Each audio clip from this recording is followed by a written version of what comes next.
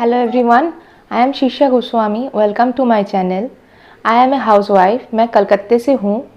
अभी मैं पुणे में रहती हूँ। I have 2 kids. एक है 12 साल की बेटी और एक है 5 साल का बेटा। मेरा जो छोटा बेटा है उसको by birth bilateral profound hearing loss detect हुआ था। एज डॉक्टर सजेस्ट हम लोगों ने उसका CI करवा दी दोनों ही कान में, और अभी बहुत अच्छा रिजल्ट मिल रहा है। ये जो पूरा मेरा एक्सपीरियंस है हियरिंग लॉस डिटेक्ट होने से CI ऑपरेशन तक, और उसके बाद मेरे लाइफ में as a cochlear implanted child's mother क्या क्या प्रॉब्लम मैंने फेस किया था और क्या क्या प्रॉब्लम मैं आगे फेस करते जाऊंगी, और मेरा डेली लाइफ जो मैं एक्सपीरियंस कर रही हूँ मैं आप लोगों के साथ शेयर करना चाहती हूँ।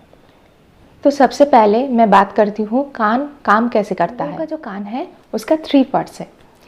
एक है आउटर मोस्ट पार्ट, एक है मिडिल पार्ट, एक है इनर पार्ट। कोई सोर्स से अगर साउंड आता है तो हम लोगों का जो आउटर मोस्ट ईयर है वो साउंड कैच कर लेता है और कैनल के थ्रू ईयर ड्रम तक भेज देता है। ईयर ड्रम के पीछे जो छोटे छोटे हड्डियाँ रहती है वो इस साउंड को लेके एम्पलीफाई करती है और कॉक्लियर तक पहुंचा देती है।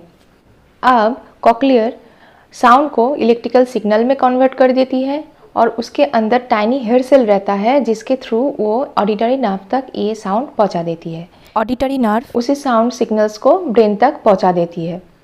ये रही साउंड की हम लोगों के आउटर मोस्ट ईयर से ब्रेन तक पहुंचने की कहानी। अब बताती हूँ कॉजेज़ के बारे में। कान की जो पार्ट्स है, तीनों पार्ट्स, इसमें से अगर कोई भी जगह डैमेज होता है तो आपको सुनाई नहीं देगा।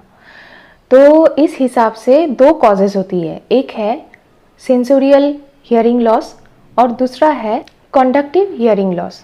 सेंसोरियल हियरिंग लॉस मतलब सेंसोरियल हियरिंग लॉस में आपका ईयर की इनर पार्ट डैमेज हो सकती है, जैसे कि आपका हेयर सेल कम हो जाना, नहीं तो आपका ऑडिटरी नर्व में कुछ डैमेज आ सकता है, तो आपको सेंसोरियल हियरिंग लॉस हो सकता है।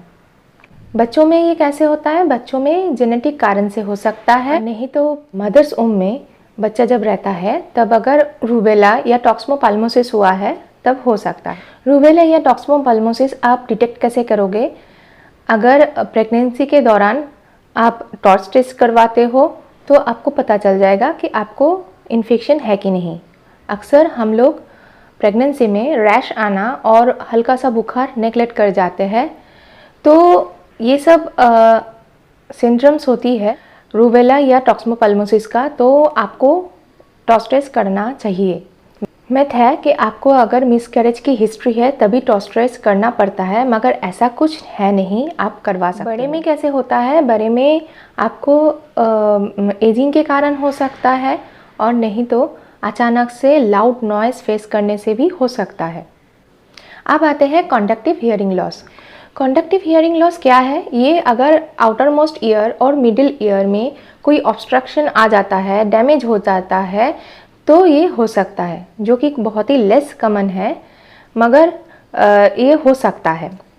जैसे आपका जो कैनल है, ईयर कैनल है, वो अगर नैरो हो जाए, ईयर कैनल में अगर थिक वैक्स जम जाता है या उसके अंदर कोई बोन्स डेवलप हो जाता है या स्किन इन्फेक्शन हो जाता है, जैसे कि स्विमर्स में होते हैं, वो लोग पानी में रहते बोल के उन लोगों को ये इन्फेक्शन हो सकता है। और मिडिल ईयर में क्या डैमेज हो सकता है?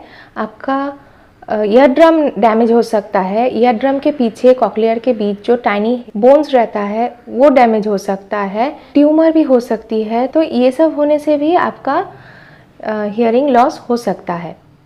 अब मैं बात करती हूँ हियरिंग लॉस के टाइप्स के बारे में।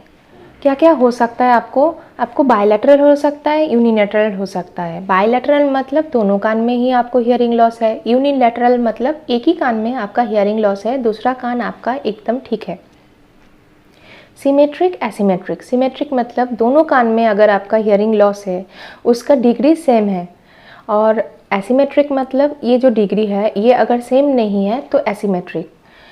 Progressive, sudden. प्रोग्रेसिव मतलब ओवर द ईयर आपको आहिस्ता आहिस्ता हियरिंग लॉस आ रहा है, और सडन मतलब एकदम से कुछ हुआ है और आपका हियरिंग लॉस हो गया है। Fluctuating, stable. फ्लैक्चुएटिंग मतलब आपका हियरिंग लॉस की डिग्री कभी बेटर हो रहा है, कभी वर्स हो रहा है, और स्टेबल मतलब एकदम एक ही डिग्री में आपका हियरिंग लॉस है, उसका चेंजेस नहीं आ रहा है। कॉन्जेनिटल और एक्वायर्ड। कॉन्जेनिटल मतलब बाय बर्थ आपको हियरिंग लॉस है, और एक्वायर्ड मतलब लेटर लाइफ में कभी भी आपको हियरिंग लॉस हुआ है। प्रीलिंगुअल, पोस्टलिंगुअल। प्रीलिंगुअल मतलब अगर आपको बाय बर्थ हियरिंग लॉस हुआ है तो आपको लैंग्वेज नहीं आएगी, लैंग्वेज जानने से पहले ही आपका हियरिंग लॉस हो गया है। और पोस्टलिंगुअल मतलब आपको हियरिंग लॉस होने से पहले पूरा लैंग्वेज पता है, उसके बाद मतलब लेटर लाइफ में आपको हियरिंग लॉस हुआ है। मुझे कोई आइडिया पहले नहीं था कि हियरिंग लॉस होने से बच्चा बात भी नहीं कर सकता है, क्योंकि वो अगर सुनेगा नहीं तो बात भी नहीं कर सकता है। ये थी how our ear works, causes of hearing loss और टाइप्स ऑफ हियरिंग लॉस। आगे भी मैं और वीडियोस शेयर करती जाऊंगी डिग्रीज ऑफ हियरिंग लॉस के बारे में और मेरे जो एक्सपीरियंस है उसके बारे में। तो अगर आपको ये वीडियो इन्फॉर्मेटिव लगे तो प्लीज़ शेयर कर दीजिए अवेयरनेस के लिए। Thank you.